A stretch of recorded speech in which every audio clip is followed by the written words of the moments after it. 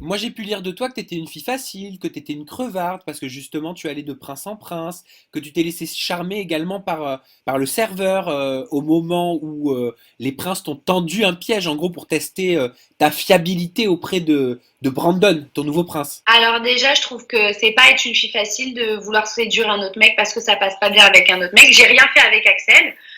Si j'ai envie de séduire un autre homme dans la vie de tous les jours, je vois pas en quoi c'est être une fille facile.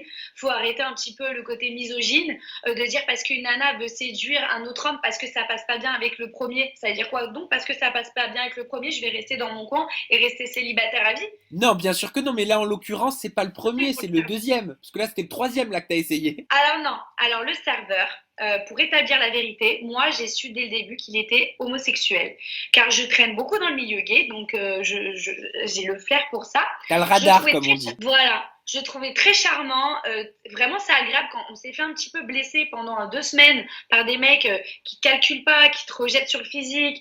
T'en as pris plein la tronche. Donc évidemment, un mec qui te propose un cocktail, qui a un grand sourire, qui dit que t'as un super prénom, que t'es super jolie, évidemment que ça fait plaisir. Brandon, il me calculait pas. Donc j'appartiens à personne. Lui, il calculait que Eva. Donc à un moment donné, la personne vient vers moi. Évidemment que je vais être réceptive. Mais Mais moi, t'as été très réceptif, tu lui as laissé ton numéro de téléphone. alors non, alors ça s'est pas passé exactement comme ça. Il m'a parlé pendant beaucoup de temps et donc à un moment donné, il m'a dit bah écoute, est-ce que tu peux me donner ton numéro? Et pour pas le vexer, parce que même si je pensais qu'il était homosexuel, on peut avoir toujours le doute. J'ai dit, écoute, bah donne-moi le tien, mais attention, on est surveillé. Voilà, parce que ça se fait pas. J'ai dit ça exactement texto. On l'a pas vu malheureusement pour moi. Même dans la mer, on m'a dit enfin, j'ai dit oui, j'ai un ticket avec lui. Non, j'ai pas du tout dit que j'ai un ticket avec lui. C'est pas mes expressions. Hein, c'est pas du tout ça. Et donc oui, effectivement, j'ai pris son numéro, mais je l'ai jamais rappelé. Et d'ailleurs, cette personne-là, je l'ai croisée cet été à Barcelone, à la Water Park, le plus gros festival gay d'Europe.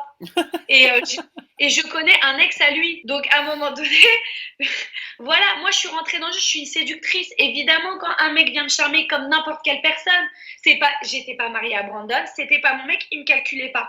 Demain, il y a un mec qui arrive avec un gros sourire qui dit t'es magnifique et qui t'offre un cocktail. Ça fait du bien au moral. Enfin, je me sentais humiliée et là, j'ai eu quelqu'un qui m'a redonné un petit peu de peps. Donc, c'est ma personnalité à Paris, j'aime bien être séduite, mais je suis très fidèle quand je suis en couple. Il n'y a pas de à droite à gauche. Donc t'as pas demandé clairement le numéro de téléphone de ce serveur dans l'optique de le revoir, de l'appeler, de le Mais contacter. je le jure que non.